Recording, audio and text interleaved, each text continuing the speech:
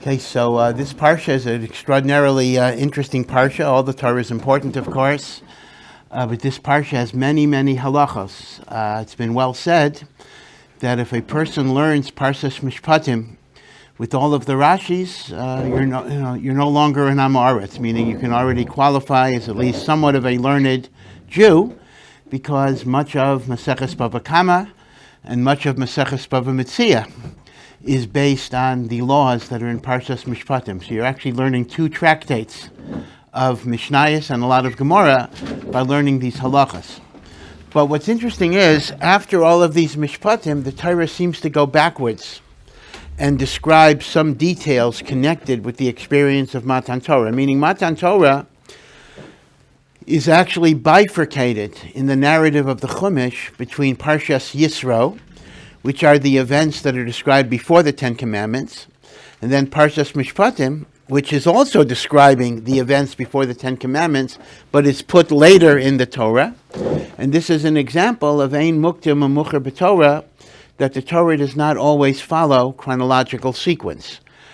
For example, at the end of Parshas Mishpatim, we read about the building of an altar, and Moshe sprinkling blood on the people from the korbanos, and the famous statement, whatever God says, Naaseh VeNishma, we will do and we will learn, that appears in Mishpatim, even though it was actually declared before Matan Torah.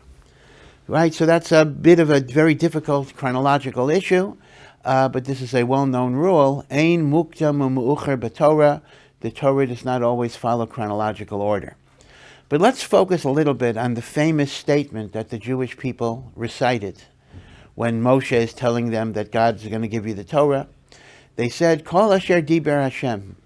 Whatever Hashem says, Naaseh, we will do, VeNishma, and we will, well, again, literally, Nishma means we will hear, but there are different understandings.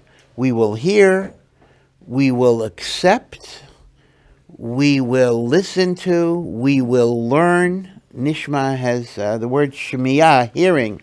For example, Shema Yisrael. Hear, O Israel. It doesn't just refer to physically hearing with your ear. It refers to internalizing, understanding, taking it in. Shema.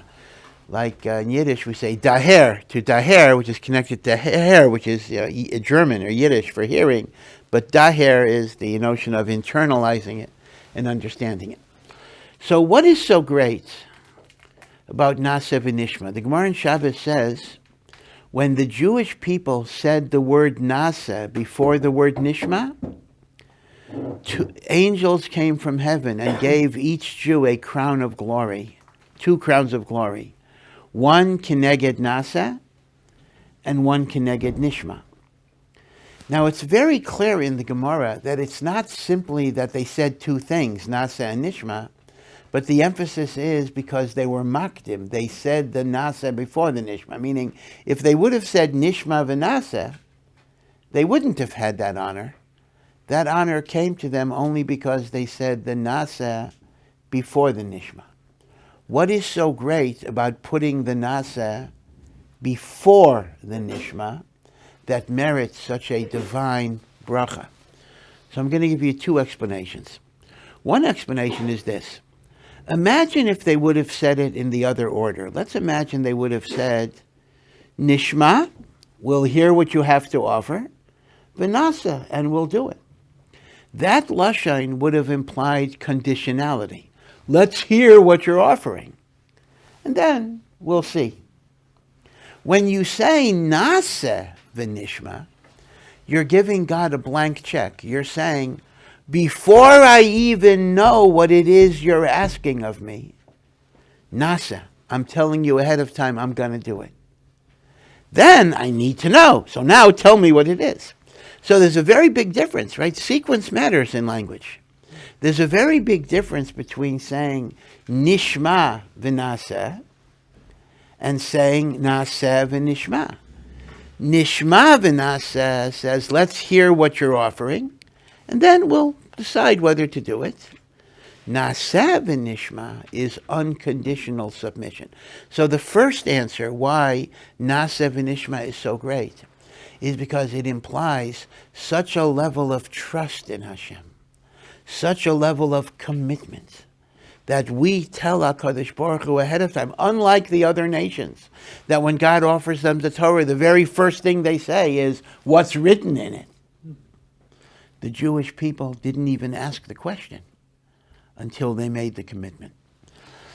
Interestingly, Ramban tells us that just as we are supposed to remember the Exodus every single day, we're supposed to remember Matan Torah every single day. We're supposed to relive the revelation at Sinai. We're supposed to re-accept Hashem's Torah as if it's a new thing. Not simply, we talked about this last week, not simply, I'm religious because I was religious yesterday, but every day there's a new choice. So that would actually indicate that there has to be a certain Naaseh VeNishma in what we do every day. And where do you find that? You actually find that in the mitzvah of Tefillin. Right? We have Tefillin. Of course, we don't wear Tefillin every day. We don't wear it on Shabbos, because Shabbos is a sign equal to the Tefillin. But during the week, we wear Tefillin. So what do? Tefillin are the proverbial black box, right? We talk about the mysterious black box. Tefillin are a mysterious black box. But we know what's in them. Inside the Tefillin are parchments. And on the parchments, there are the paragraphs of Shema, V'hayayim Shamoa, the first two paragraphs of Shema, as well as two paragraphs in Parshas Bo that talk about the Exodus and the like. And the Torah says you shall tie these words on your arm, and you should make them as frontlets or boxes on your head. And the symbolism is relatively straightforward. Your hand, your arm, is your source of strength, right? You do things in the world with your arms. That's your physical koach. Your heart is said to be the seat of your emotions and your feelings and your passions. Again, we're not going with scientific biology, but simply generally throughout the Torah, the leiv is the source of feeling and emotion. Your brain, your mind, your head, is the source of rational thought. So I don't know if you did this when you were young, but sometimes we were told as kids that if we needed to study for a test or something, we could place the book under our pillow. It's above my eyes. Place the book under our pillow, and the information in the book would get into your brain by osmosis. Right? A way of doing that. That didn't work necessarily. But tefillin is actually the same thing. What you're doing, and that's why you do it on your left hand, actually. When you put your tefillin on your left hand, you're tying your strength, your emotion, and your mind, and you're pledging them to the service of God. And that's very powerful. Tefillin actually is very powerful. Number one, although our custom is we wear tefillin for all of davening, but the truth of the matter is you can fulfill the mitzvah of tefillin just putting them on and taking them off. I mean, I sometimes tell people who are not ready to daven yet. They're not ready. Shachris is too long. I say, okay, don't daven. Put on tefillin. If you know how to do it, it takes 3 minutes. Say the first pasuk of Shema. Take it off. You've done some really, really powerful mitzvahs. And people will often say that even if they're not religious yet, they're not observant yet, but they put on tefillin, like Chabad tries to put tefillin on people, that it does transform them. They feel different. Their strength, their feeling, their mind is pledged to Hashem. And that's why even though you can put on tefillin any time of the day until sunset, you don't do tefillin at night, but there is a logical reason why you do it first thing in the morning. Because by doing it first thing in the morning, that kind of directs your day. I mean, psychologically, there's something about my day starts by pledging my allegiance to Hashem on all levels of my existence. Now, what's interesting is, as all of you know, the tefillin of the hand precedes the tefillin of the head. right? Why is that so? Because that mimics Naaseh VeNishma. Because the head is what my understanding. The hand is my commitment to action. I'm committing myself to do the mitzvot even before I understand them. And then by learning and the like, I attempt to understand them. So the Tefillin Shel Yad precedes the Tefillin Shel Rosh, because that is our personal, daily Kabbalas HaTorah. And just as when the Jews accepted the Torah, they said Naaseh and then Nishma, meaning unconditional commitment, even if I don't understand it yet, even if I don't even know it yet. So by Tefillin, we're making the same statement. First, I pledge my action to God. And then I try to understand it, right? Now, of course, keep in mind that Judaism obviously places a very great emphasis on trying to understand things. That's the mitzvah of Talmud Torah, the greatest of all mitzvahs. So we don't simply say, do things mechanically, don't bother to understand them. No, of course we want you to understand to whatever level we're able to understand. But the understanding is not a prerequisite for the commitment to action. One must commit to fulfill the will of Hashem even before you understand it, even before you know it. And then Hashem will help you understand. Yeah, you're saying, yeah. Is another possible significance because our actions don't follow our beliefs follow our actions? Mm-hmm. That's very true as well. That's very, very true. In fact, that's true for emotions as well. That although many times our actions are a consequence of how we feel, but in reality there's an opposite relationship in which doing virtuous actions develop within a person virtuous qualities. Meaning, instead of saying, I give charity because I feel compassion for people in need, and that's a very good thing, a person can sometimes say, I will develop compassion by helping people. And that's very important, because sometimes people say, oh, I can't give tzedakah because I just don't have feelings for it, or whatever it is. I don't feel love towards my wife, a person might say, or whatever it would be. And sometimes the answer is act as if, and then the feelings will come from the actions. So we don't recognize always the fact that our deeds and our actions can educate us in certain feelings. In fact, because of this, there's a very fascinating Rambam. The Rambam says that since midos, feelings and emotions, can arise out of the actions that we do, so let's imagine, so the Rambam makes the point that the more you repeat the action, the stronger impact it has. So the Rambam says, let's say you have $1,000 to give to charity. Is it better to give the $1,000 to one person? Or is it better to give $1 1,000 times to 1,000 different people? So the Rambam says, if your goal is you want to develop compassion in your heart, that is generated more by smaller actions done many times rather than one big action done once. So he actually suggests it's better to give $1 to 1,000 people because it is the repetition. Now, note the way I'm saying this. I'm not actually saying, if you notice, I didn't say, stam, it's better. I said, if your goal is character building, it is better to give $1 1,000 times. Now, why did I say it that way? Because the truth of the matter is, if you're simply focusing on the good that your money will do, it may not be the best type of tzedakah to give $1 to 1,000 people. If I give $1 to 1,000 people, what exactly have I helped them do? I really haven't helped them very much. I mean, one could certainly make the argument that it's better for me to give $1,000 to a family than to give $1 to 1,000 families.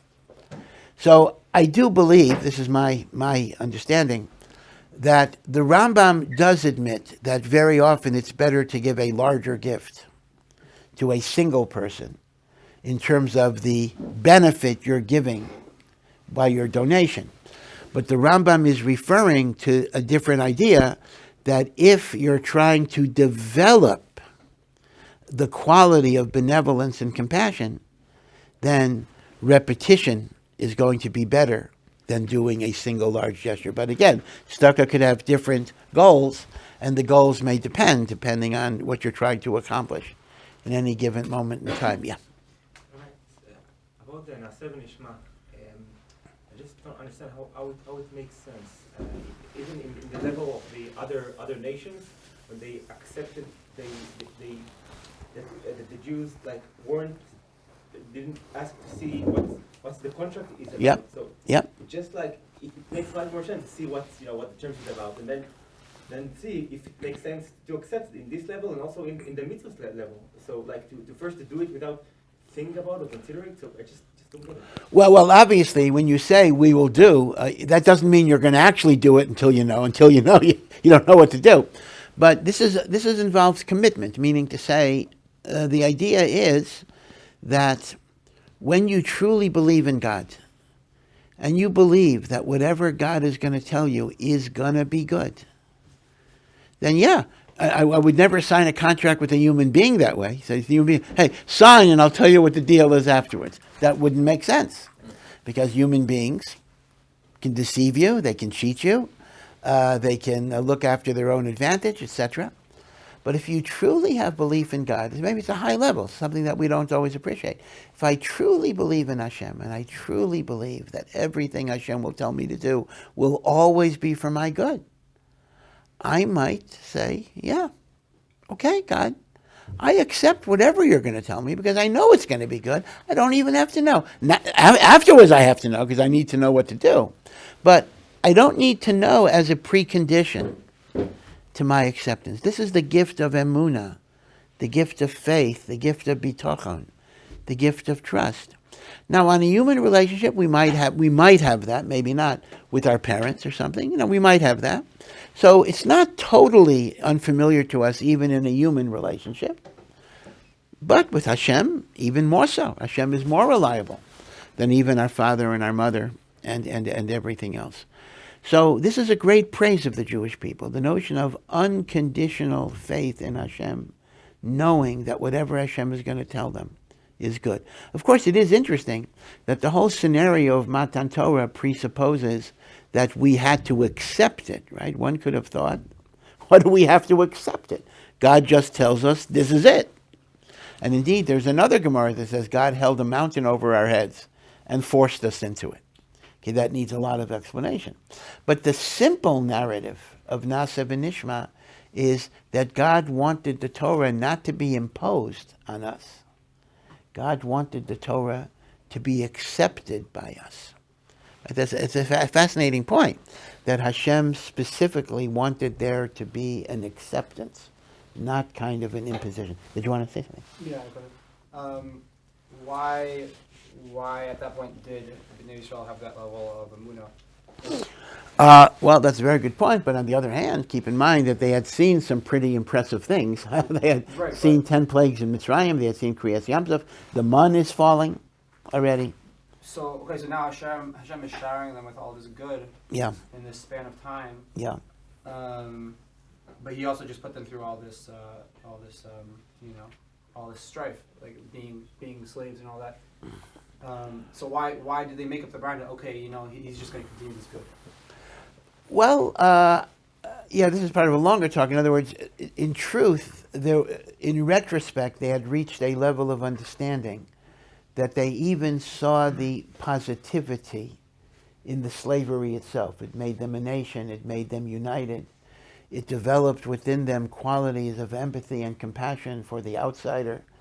So in retrospect, even though you might call it tough love, a life of faith in God does not mean things will be easy. And it does not mean peaches and cream. I mean, there are tragedies that have happened and do happen in the life of the Jewish nation and in the life of individuals. But nevertheless, there's an overall sense that God is directing us towards a good place.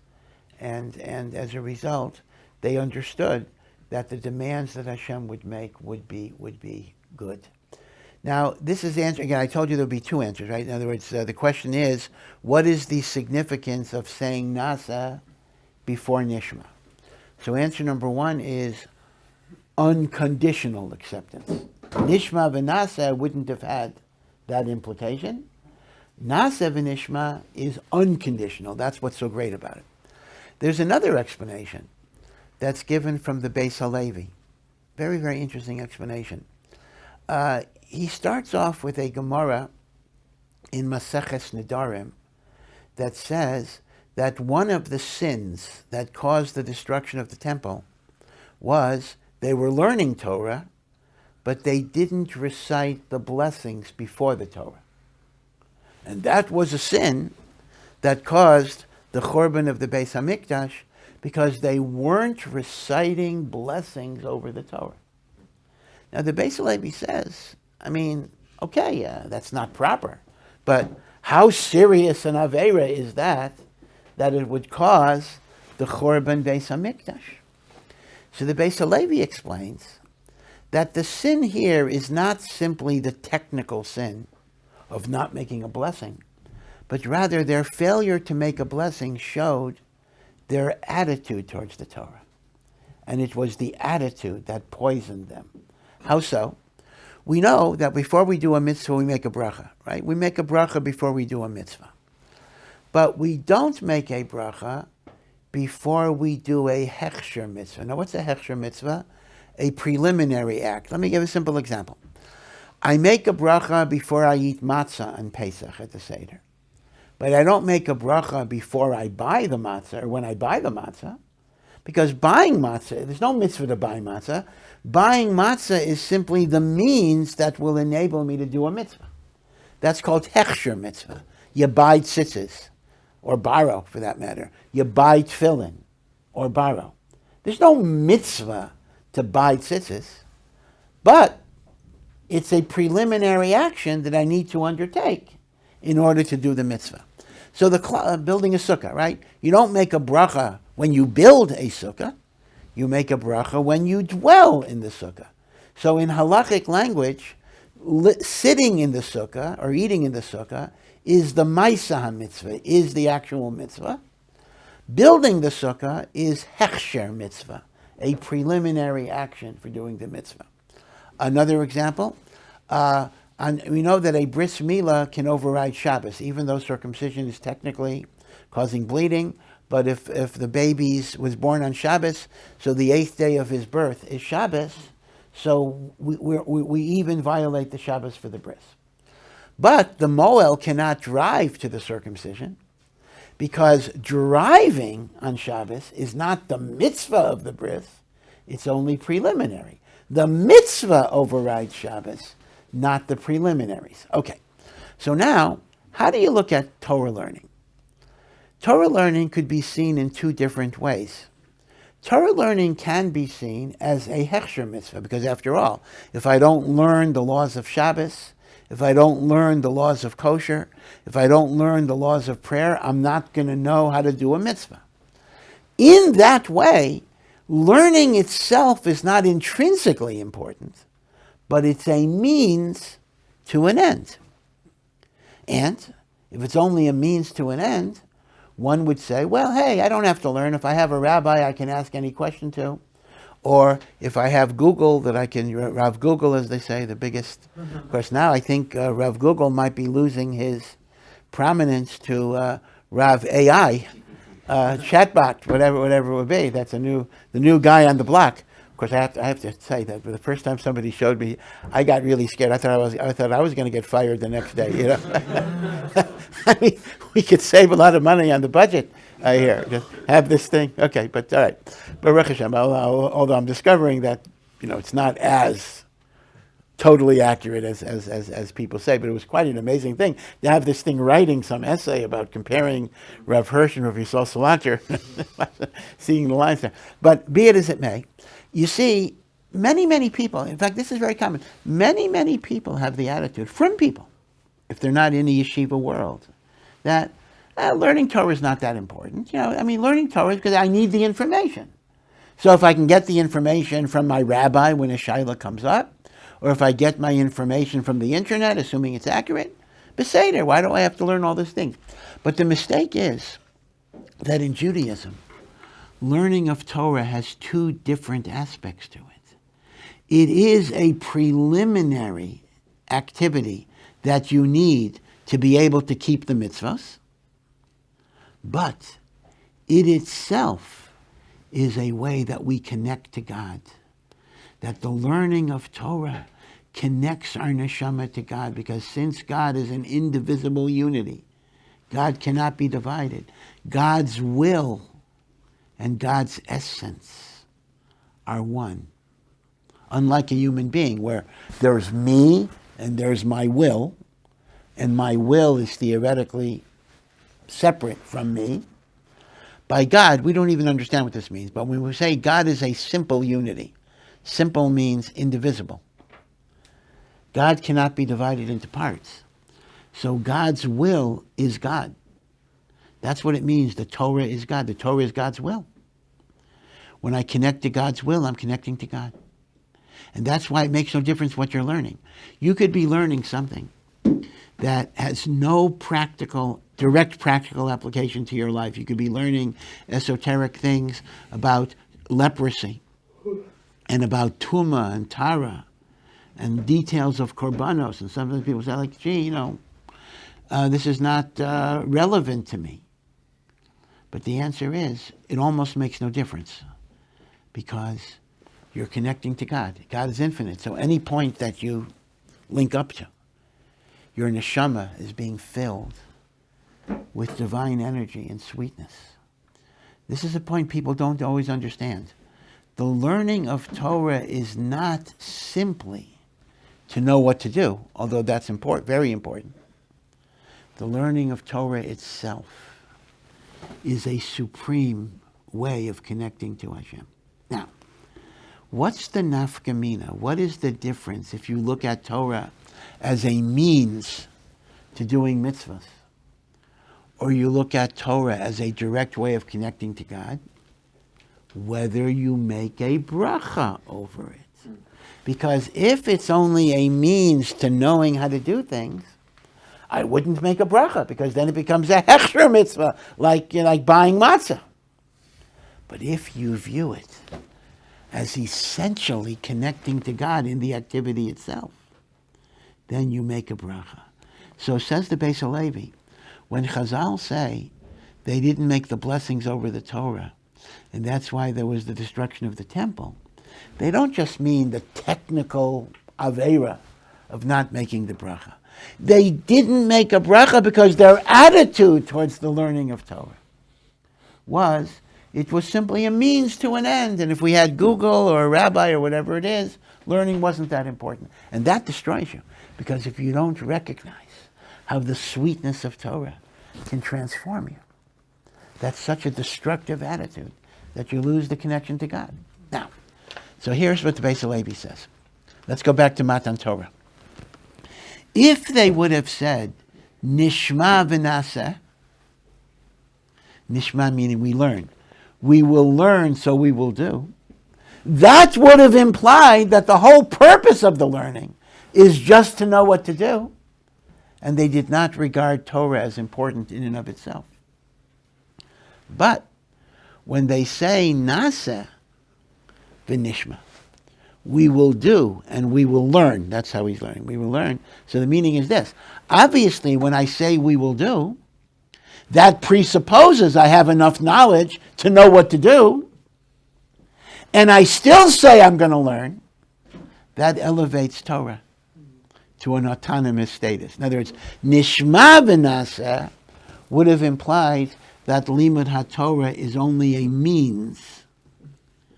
Naaseh VeNishma elevates the Torah to an autonomous value. Yeah. Couldn't it be that at any stage with the knowledge you have, you can do some of the good, but unless you keep learning, you can't do the whole picture of it? So it might still be a means to an end, but it's a means to building further into the action of doing. Sure. In other words, that's 100% the case. And obviously, the more we learn, the more better we are able and enabled and empowered to do mitzvos in a better way. Sometimes that's external, meaning we learn more details of the halacha, so we do it better. Other times it may not change the externality of our observance, but it may change the internal perspectives that we bring. As I learn more, I see the significance of something. So you can have two people. One person puts on tefillin and another person puts on tefillin, and externally they're doing exactly the same thing. But the person who learns all about it has different kavanos, right? So you are correct. But the point is that although obviously learning in order to do mitzvahs is very, very important, but learning is important even without that. And that's why we learn things that are not, nogea l'maisa and everything else. It connects us to Hashem, yeah. So that autonomy, right? The Torah is autonomous. Yes, right? yes. That makes it infinite. Yes. That would be, Well, yes, because again, the idea. This is why I mentioned the point of God as an indivisible unity. God is infinite, right? That's axiomatic, whatever that means exactly. God is infinite. Now, the Torah is God's will, the conscious expression of God's will for what we are supposed to do with our lives. Now, even though a human being's essence can be separated from his will, these are faculties that are theoretically divisible, but since God is an indivisible unity, or in the language of the Rambam, a simple unity, so God cannot be divided in any way. So any aspect of God is identical to the total essence of God. Therefore, God's will is God. And that's what the Zohar means when the Zohar says the Torah and God are one. It's interesting. The song that people sing on Simchas Torah, it's a little bit of a problematical song, but it's not. I don't think it's an accurate quote. It says, Yisrael va'oraisa v'kudsha berichu chadu. That's Aramaic. It means the Jewish people and the Torah and God are one. That's a song. Now, that suggests three things are united as one. The Jew, the Torah, God. I want to check this, but I believe the Zohar does not say that. The Zohar says the Torah and God are one. Now, the Torah and God are one actually makes perfect theological sense, because the Torah is God's will.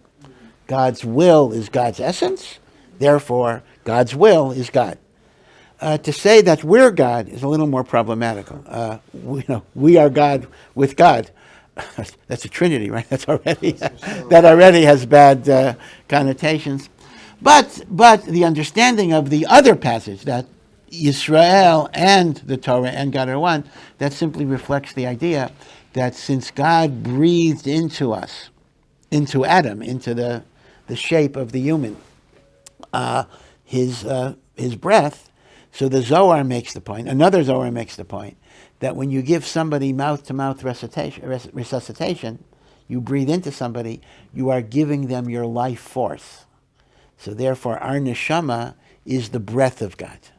And the breath of God is also part of God. So what all of that means is very, very tricky. The Vilna Gaon, in fact, it's so interesting that things that we commonly say today, without fully understanding them, were at one time regarded as absolutely heretical and revolutionary. The statement that our neshamos are a chelik of God's essence is a very commonly stated statement. You'll hear it in Musar talks, you'll hear it all over the place. Chelek Elokam Mimal, a beautiful thing that we are the breath of God, we are the essence of God. But you should know that actually originated in Hasidus, even though it's spread all over the place.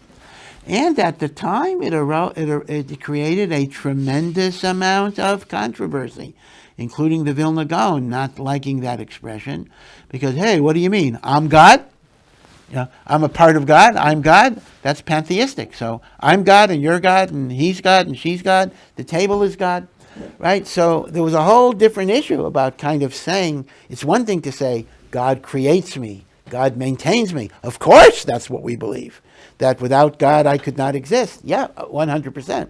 But to say I am God, again, that raises a certain problem. But as I say, I believe the original quotation of the Zohar is not, but I'll check it. I don't want to say this for sure. Yisrael and the Torah and God are one. But I believe the quote simply is the Torah and God are one. And that would fit what we're saying. Yeah. So again, please correct me if there's a mistake in here, but the Torah is definitely Hashem's will. Yeah. It's also connected to him in the sense that it's his wisdom, it's his knowledge as well. So on two poles it stands that it's synonymous with Hashem. Similarly, we might have this breath element, which makes us akin to him in some sense, but also maybe insofar as we can eliminate our own will and give our will over to Hashem totally, we share a peg with the Torah that might unite us with him. Yes. Well, again, when you say we're one, this could mean two things, and that's where it gets semantically confusing. We're one could mean we're the same. And then you get into the problem, well, how can you elevate man to be God? But if we're one is the way a husband and wife might say we're one, that means we're united, we're together. Then indeed, I can become one with God by connecting myself to his will. So the problem is how much oneness is implicit in the word one. One in the sense that I'm the same as God would not be possible for us to say. Oneness in the same of closeness and connection and devekus. Yeah, Baruch Hashem. The Torah is that bridge that connects me to Hashem in that strongest manner. Yeah. Doesn't it make sense to say that we are not that we're God, but that we're at least part of God? Because if we exist, then God willed that we exist, and if God and His will are the same thing, then we're part of God. Yeah, well, the truth is that's sort of what the Baal HaTanya says. The Baal HaTanya was very, very big. I mean, he didn't invent this either. It's from the Baal Shem Tov. But the Baal HaTanya develops the idea that we are part and parcel of the essence of God, because nothing can exist without God consciously willing it. And therefore, I am, all of us, I am an expression of God's will, right? So, once again, as you're saying, will and essence are the same. I am God's will, therefore, I am God. Right? So the syllogism does work. The question is, what does that practically mean? Meaning, you understand that these are dangerous ideas. Now, again, just because an idea is dangerous doesn't mean it's false. That's also a common logical mistake people make. An idea could be dangerous because it could be misapplied, it could be abused, it could be misinterpreted, but that doesn't mean the idea is false. But you do understand the idea that I am God can be a very, very dangerous idea. To take to an extreme, it could simply mean I elevate myself to the supreme authority and I reject God. So one has to be very, very careful. But the point you're making actually is what the Baal HaTanya more or less says. Yeah. Oh, just real quick. If that pasuk says chelek elokam imal, it's a chelek, right? So Chelek. how can we even think that it means the whole? Yeah, well, that's another problem. The phrase chelek elokah, a portion of God above. Gee, what are you talking about, a portion? God can't be divided. You got that problem. The expression itself is problematical because that itself implies divisibility when in fact there has to be achdus hapashat, right? So there's a lot of problems here. And these were big controversies. What happened over the years is, actually Manis Friedman says this. I mean, and although I take issue with a lot of what Rabbi Friedman says, so I'm not, this is not taken as an endorsement. I don't want to get in trouble either. I'm going to get in trouble either way on this one. But one of the points he makes, which in fact is a valid point, is he makes the point that, a lot of Hasidic ideas have kind of emerged victorious. They've become the accepted norm within all parts of the religious Jewish world. And he's right. A lot of what Hasidus taught went mainstream, just like a lot of what Kabbalah taught. Kabbalah used to be like esoteric, only for very rare individuals. Now it's true, the learning of Kabbalah indeed is miyuchad, but the overall Kabbalistic view of spiritual dynamics, kind of hashgacha pratis, divine providence, has kind of become the mainstream position that's taught in like every yeshiva, every seminary, every Beis Yaakov. So we are all Kabbalists, we are all Hasidim in that way, whether we know it or not. That is kind of the normative way that Judaism is viewed today. Some people want to go back to the Rambam, they want to go back to the philosophical rationalism. All right, so that's a debate that's actually going on in some ways, but others feel that the Kabbalistic and Hasidic world view helps them tremendously in their avodas Hashem in connecting to the Almighty. Okay, you all be well and have a wonderful Shabbos. Shabbos.